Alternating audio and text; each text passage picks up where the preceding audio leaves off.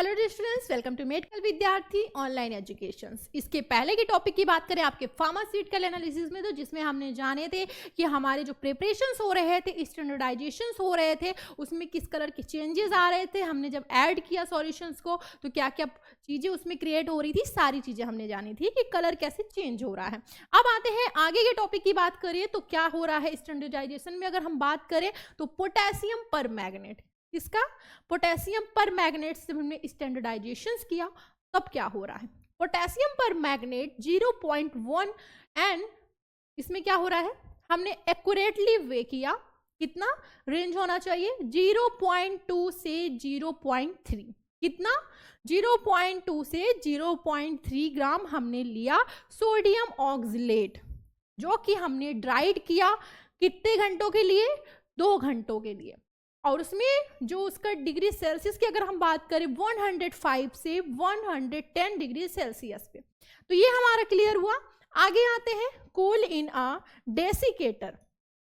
क्या किया हमने, कूल किया एज अ इसमें डेसिकेटर में।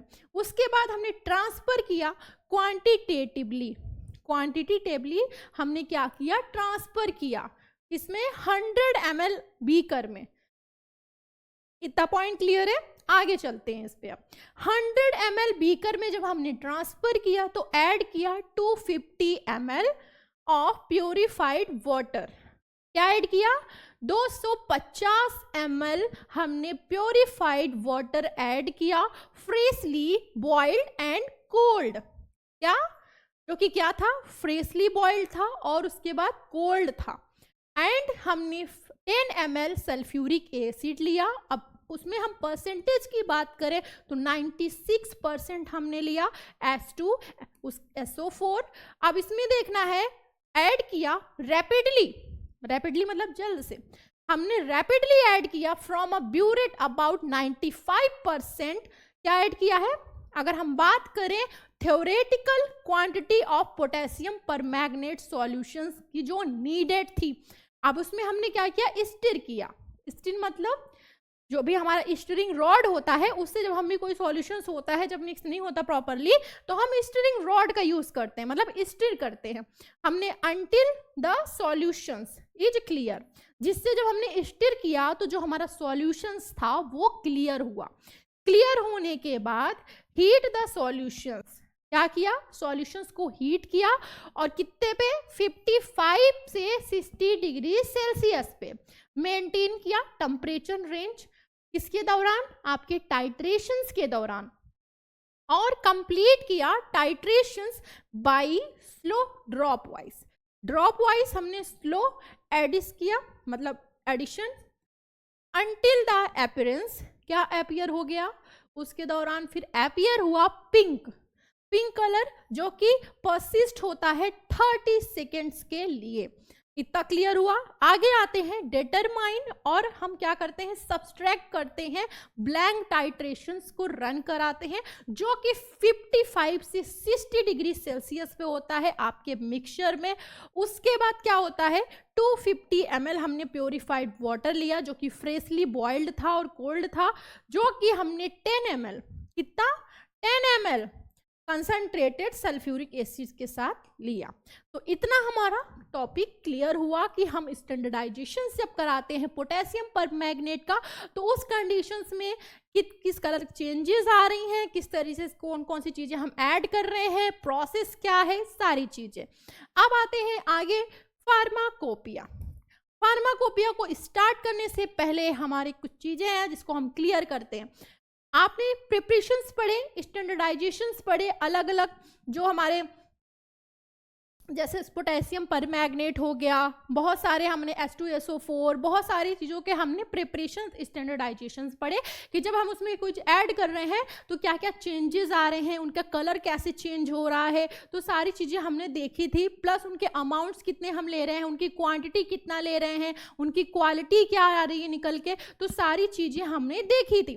तो हमें इसमें एक चीज़ ध्यान देना है कि जब भी हम कोई स्टैंडर्डाइजेशंस कर रहे हैं, कोई भी प्रिपरेशंस कर रहे हैं, टू किस किस प्रोसेस का स्टेप वाइज हम यूज कर रहे हैं। ऐसा नहीं है कि अगर कोई चीज हमें बाद में ऐड करनी है तो हम पहले ऐड कर दें, तो इससे जो रिस्पॉन्स निकल के आएगा वो गलत आएगा।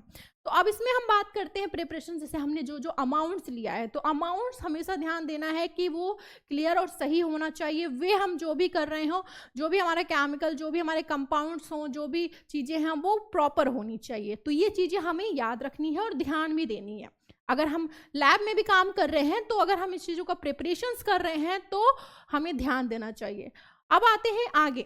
आगे का जो हमारा नया टॉपिक आने वाला है वो है फार्माकोपिया। फार्माकोपिया आपको अपने और भी सब्जेक्ट्स में देखने को मिला होगा, जैसे कि फार्मास्यूटिक्स हो गया, आपके जितने भी मोस्टली सब्जेक्ट्स होते हैं, तो फार्माकोपिया कॉमन टॉपिक है जो कि आपको हर जगह देखने को मिल जाएगा। फार्माकोपिया की बात करें तो फार्माकोपिया जो वर्ड आपका डिराइव्ड हुआ था वो डिराइव हुआ है एंशिएंट ग्रीक फार्माकोपिया, जो कि किससे है, फार्मेको से है, जिसका मीन्स होता है ड्रग। और वर्ब स्टेम की अगर हम बात करें पोए की, तो मीन्स होता है मेक, मतलब बनाना, ड्रग्स को बनाना। और फाइनली अगर हम एब्स्ट्रैक्ट करें नाउन एंडिंग की, जो ई आता है, मतलब कि जो आपका ई आता है, तो इसका मीन्स होता है, क्या होता है, एब्स्ट्रैक्ट नाउन एंडिंग। अब इसमें अगर दोनों को हम मोस्टली अगर प्रॉपरली अगर समझें तो बना मतलब होता है ड्रग्स को कैसे बनाना है या ड्रग्स को बनाना। अब इसको हम देखते हैं, दीज 3 एलिमेंट्स क्या है, 3 एलिमेंट्स होते हैं टुगेदर एक दूसरे के साथ, जो कि रेंडर्ड होते हैं ड्रग मेकिंग। क्या होता है, ड्रग मेकिंग, या हम कह सकते हैं मेक अ ड्रग, ड्रग को बनाना। अब फार्माकोपिया जो हमारा होता है, या हम कहें फार्माकोपिया जो हमारा होता है, ये एक मॉडर्न सेंस है जो कि लीगली अगर हम देखें बाइंडिंग कलेक्शंस प्रिपेयर्ड नेशनल, या हम कह सकते हैं national authority, regional authority, standard और क्वालिटी को बताता है, स्पेसिफिकेशंस करता है जो भी हम मेडिसिन यूज करते हैं अपनी कंट्री में। तो ये हमने इसमें जाना। आगे आते हैं तो quality specifications composed of set appropriate test, जो कि कंफर्म करता है क्या, आइडेंटिटी को, प्योरिटी को, जो भी हमारे प्रोडक्ट्स होते हैं उनकी क्वालिटी कैसी है, प्योरिटी कैसी है, सारी चीजें, उनकी आइडेंटिटी, उनकी पहचान, सारी चीजें। आगे आ जाते हैं टॉपिक पे, तो उसकी स्ट्रेंथ, अमाउंट्स, जो भी एक्टिव सब्सटेंस हम यूज कर रहे हैं, जो भी हमारा एक्टिव जो भी नीडेड है, परफॉर्मेंस, कैरेक्टरिस्टिक क्या है मेडिसिन की, सारी चीजें।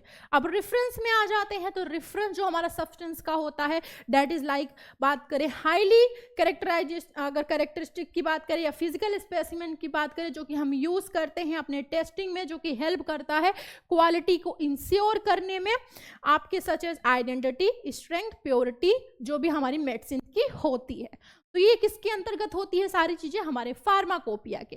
ये तो हमने क्लियर किया। अब आगे बात करें इसके अंतर्गत, तो हमारा एक आता है इंडियन फार्माकोपिया कमीशन, जिसको हम कहते हैं आईपीसी।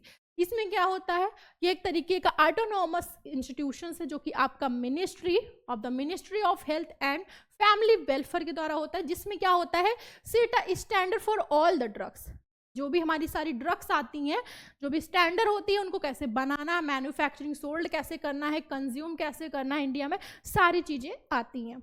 अब आते हैं आगे, तो the set of standard are publish किसके अंडर, टाइटल इंडियन फार्माकोपिया। क्या टाइटल है, इंडियन फार्माकोपिया। तो इसमें क्या होता है, which has been modelled over a historically follow the British, किसके द्वारा फॉलो हुआ, ब्रिटिश फार्माकोपिया। अब स्टैंडर्ड की बात करें तो effect since 1 December 2010 is the Indian pharmacopoeia, क्या हुआ था 2010, जो कि आईपी जो हुआ था 2010 में हुआ, जिसमें क्या हुआ, फार्माकोपिया 2014 में क्या हुआ, रिलीज हुआ बाई किसके, आपके हेल्थ मिनिस्टर, जो भी गुलाम नबी आजाद थे, जो कि 4 नवंबर 2013 में। तो ये हमने किसमें जाना, हमारे आईपीसी की बात हुई। अब आगे आते हैं टॉपिक पे, जो हमारा इंडियन फार्माकोपिया कमीशन है, जिसको हम कहते हैं आईपीसी।